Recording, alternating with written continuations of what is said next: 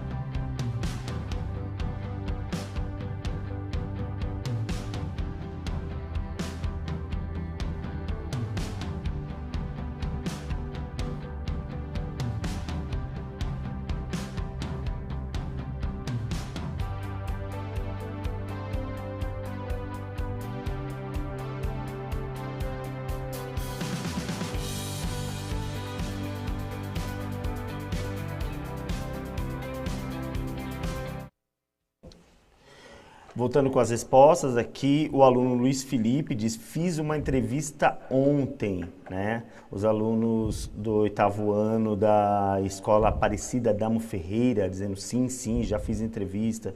A pergunta, né, se a entrevista segue um roteiro, também é importante responder. Vamos ver se alguns aqui responderam. O aluno Caio Ribeiro, porque sem roteiro, quer dizer, tem roteiro sim, porque sem roteiro não dá para ficar uma boa entrevista. Tem mais uma aqui, da aluna Sofia. Grande parte sim, pois é necessário ter uma base. Está falando sobre o roteiro. E eles sim conhecem a entrevista, a maioria respondendo que sim, fizeram entrevista já. Aí tem aquela questão de saber se foi entrevistado ou se entrevistou, que você vai esclarecer agora. Exatamente. Então, eles já estão no contexto aí, já sabem o que é uma entrevista, responderam aí que se já participaram de uma entrevista, não se foi aí como a pessoa ativa, o interlocutor, ou se ele foi a pessoa que participou, como que foi esse contexto, se ele respondeu uma entrevista ou se ele foi entrevistador, Mas aí nós vamos entrar nesse contexto que nós já falamos. Quais são as características básicas para uma entrevista? Primeiro, tem que ter uma pessoa para entrevistar, tem que ter um roteiro, saber o que vai perguntar, normalmente tem uma temática, que é o assunto ali, sobre o que vamos falar naquele momento. Então, são os elementos básicos aí de uma entrevista.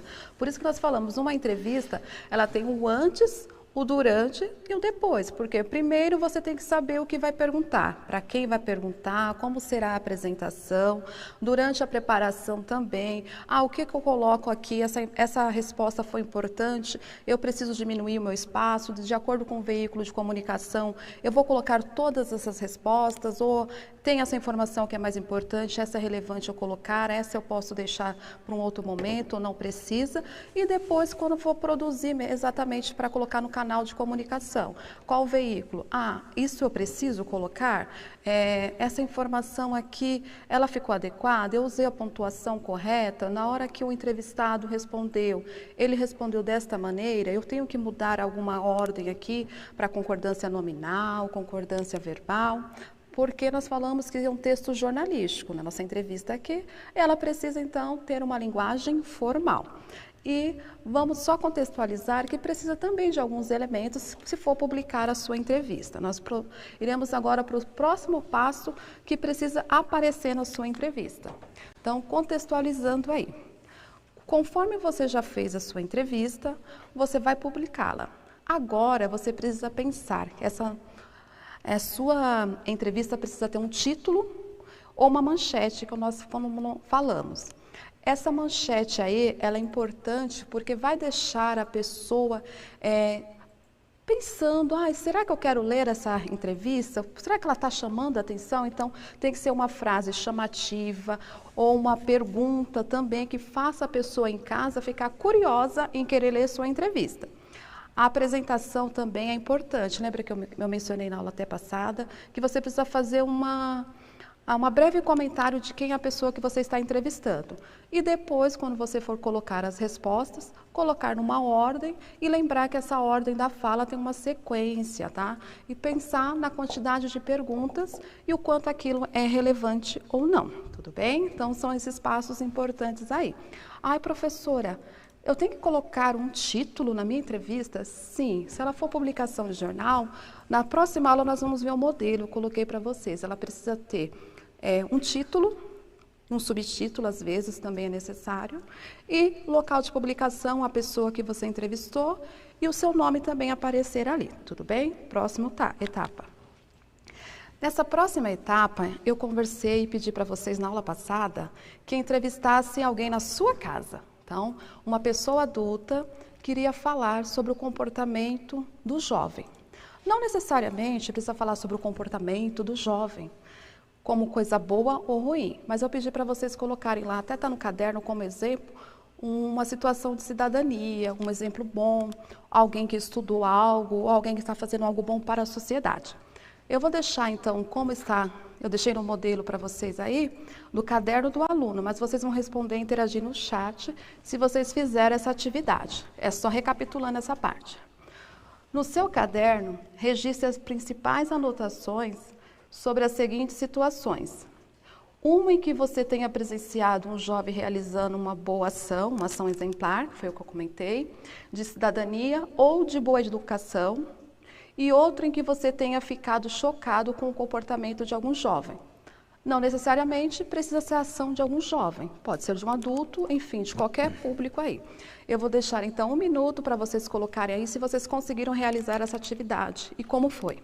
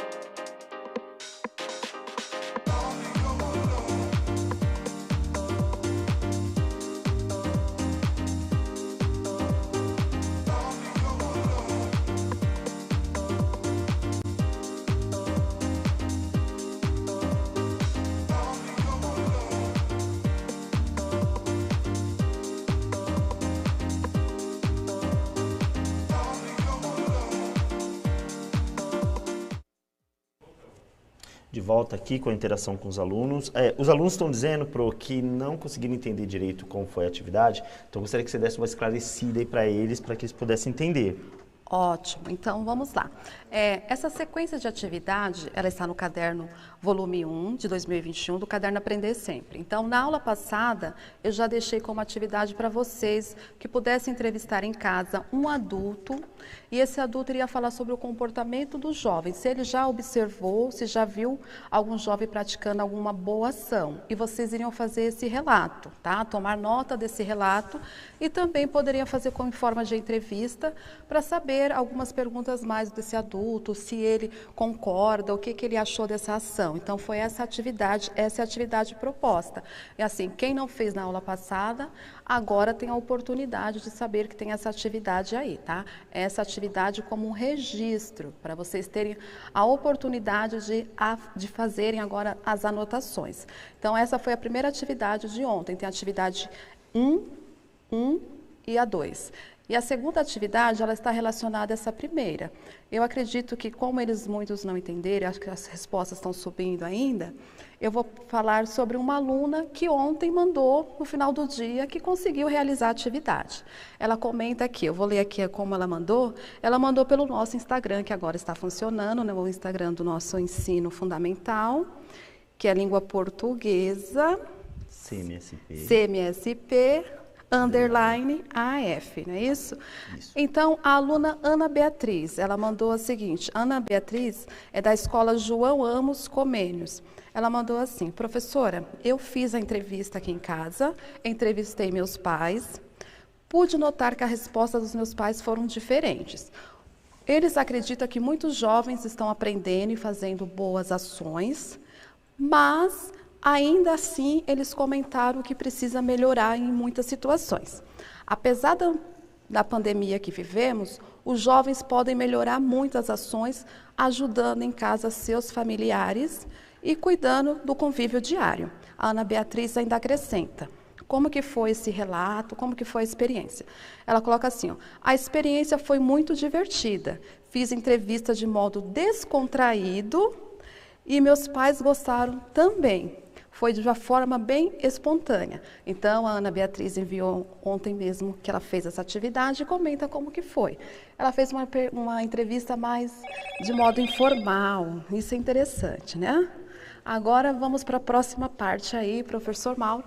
Eu deixei para vocês, então, seria a segunda etapa, como vocês não entenderam, eu expliquei agora, que é fazer essa entrevista a um adulto em casa. A segunda etapa também é essa parte que vocês iriam comentar. Como que foi entrevistar, se vocês gostaram, é essa a segunda questão. A próxima etapa eu deixo como exemplo para vocês que tem um modelo de uma entrevista. Eu vou pedir para o professor Mauro ler, para quem não tem em casa tempo para entrevistar, ou se não consegue buscar uma entrevista, eu procurei um modelo de um jovem que fez uma ação legal, ou jovens que fizeram uma boa ação. Pode ler, por favor, professor.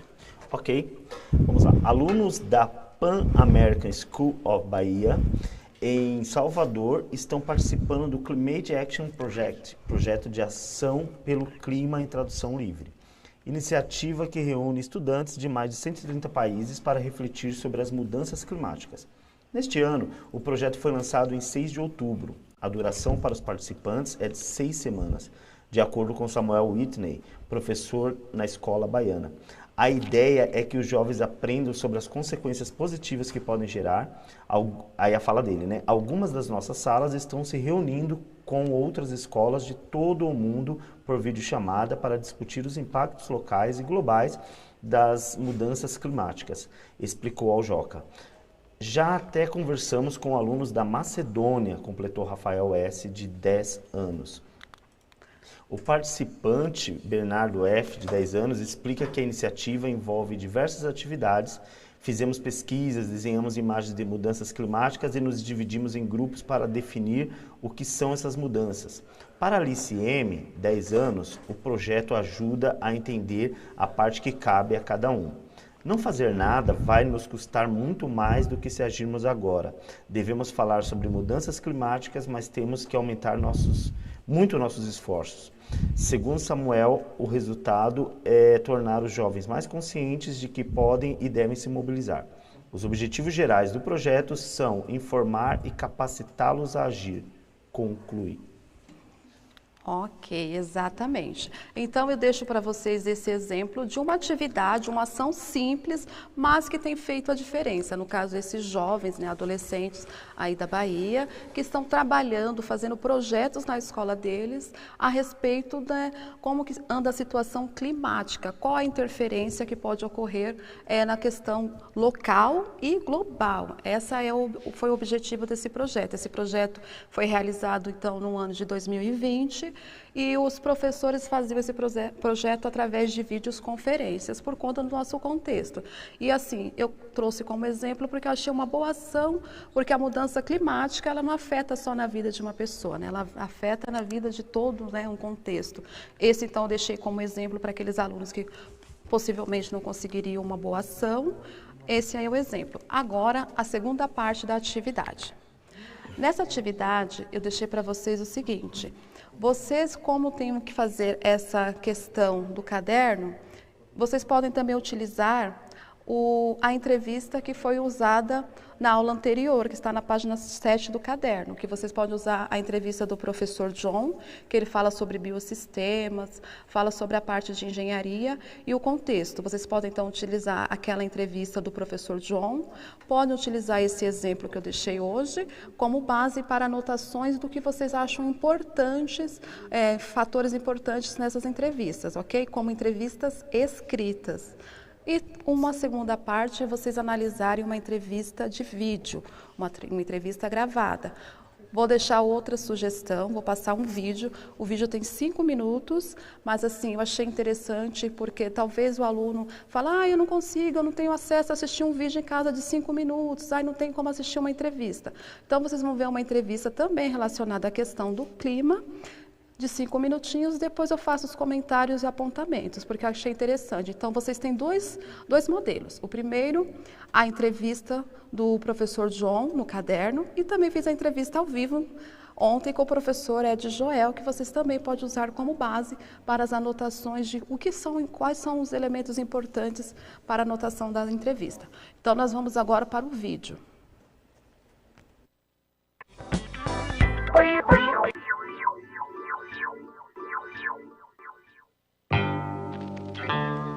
Frio, tempo seco, poluição. Essa combinação, típica do inverno paulistano, é causadora de diversos problemas à saúde. É possível prever internações pela queda de temperatura, de umidade e pelo aumento de poluentes. Essa é a proposta do Modelo Brasileiro de Clima e Saúde, desenvolvido pela pesquisadora Micheline Coelho. Você escolhe, eu quero trabalhar com qual doença. Então você escolhe a doença que você quer modelar. Então você vai juntar todos os seus dados, a doença, tipo de doença, os dados, e aí você primeiro vai ver se essa doença, você vai ver isso estatisticamente. Se essa doença tem alguma relação com alguma variável ambiental? Sim, tem. Quais são essas variáveis? Aí a partir daí você começa a fazer toda uma modelagem, né, matemática por trás disso, para entender, modelar esse sistema todo. E a partir daí, sim, tem relação com temperatura, por exemplo? Tem. Tem relação com material particulado? Tem. Então você consegue fazer uma estimativa disso. A partir dos cálculos de Micheline, sabemos quais condições geram um salto de internações. São os pontos de corte. A temperatura abaixo dos 17 graus é um ponto de corte.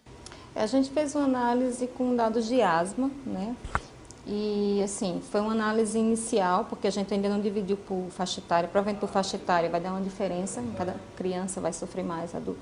Mas a gente fez uma análise assim, rapidamente com o Banco de Asma de São Paulo, e a gente percebeu que quando há um aumento de 33% nessas internações, então está relacionado com a queda de temperatura abaixo de 17 graus, ou seja, mudou o tempo, 17 graus é um ponto de corte. Por que foi feito isso, né? Qual a ideia de fazer isso? É justamente para poder avisar, né? Eu, como meteorologista, eu sei, se eu sei se a temperatura vai cair aí abaixo de 17, eu posso dar um aviso.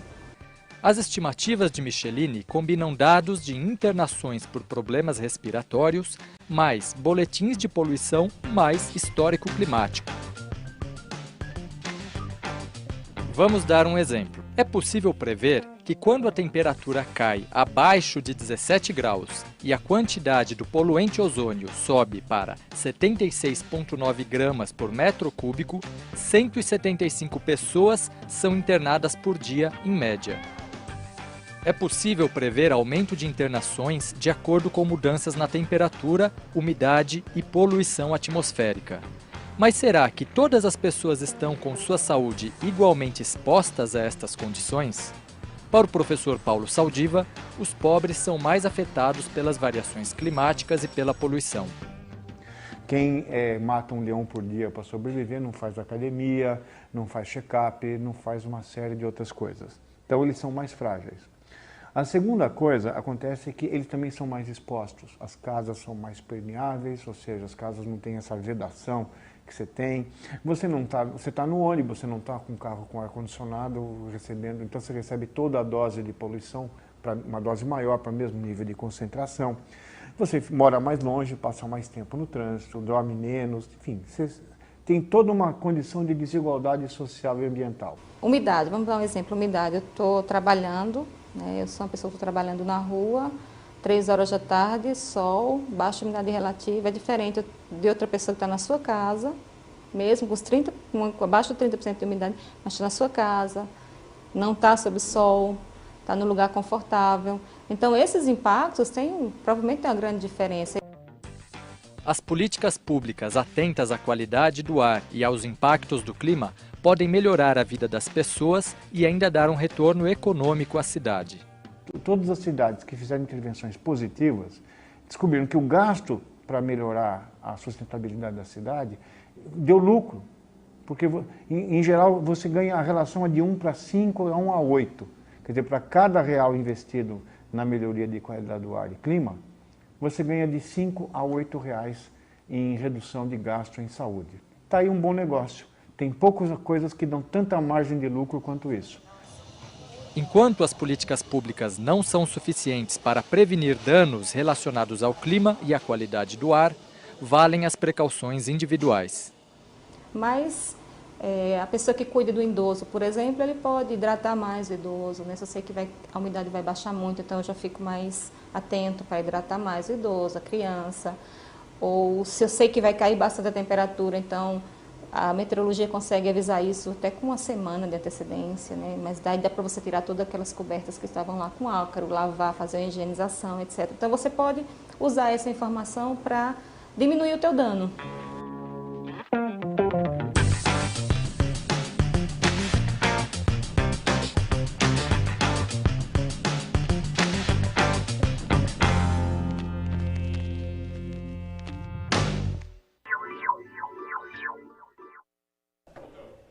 Ok, então nós acabamos de assistir uma entrevista, tá?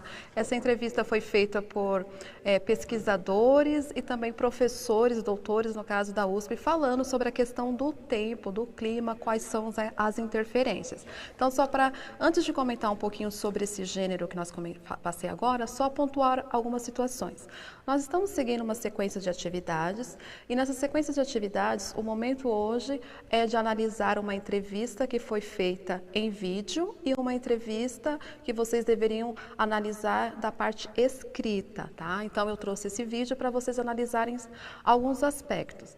Na parte em vídeo, é interessante que o aluno perceba que, assim, na entrevista também segue aquela sequência do roteiro, tem um local preparado, a pessoa a entrevistadora, e tem assim o contexto que você precisa pensar no ambiente, as questões ali, vocês viram que segue uma ordem cronológica. Primeiro apresenta, né, a doutora Michele ali que está falando, a Micheline Coelho, depois fala como que ela conseguiu chegar nessa pesquisa, qual o resultado, por que é importante essa pesquisa, e no final ainda a doutora, né, pesquisadora, fala que é importante que as pessoas, sabendo como que a situação do clima interfere na nossa saúde, principalmente para as pessoas que têm doenças respiratórias, como asma, ela comenta ali, Nós temos a possibilidade de saber, através da previsão do tempo, de tirar os cobertores, colocarem para higienizar durante um tempo, cuidar um pouco mais das pessoas que estão em situações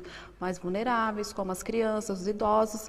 Então, esse é o objetivo nesse momento, analisar essa entrevista. Eu vou pontuar algumas questões sobre essa entrevista.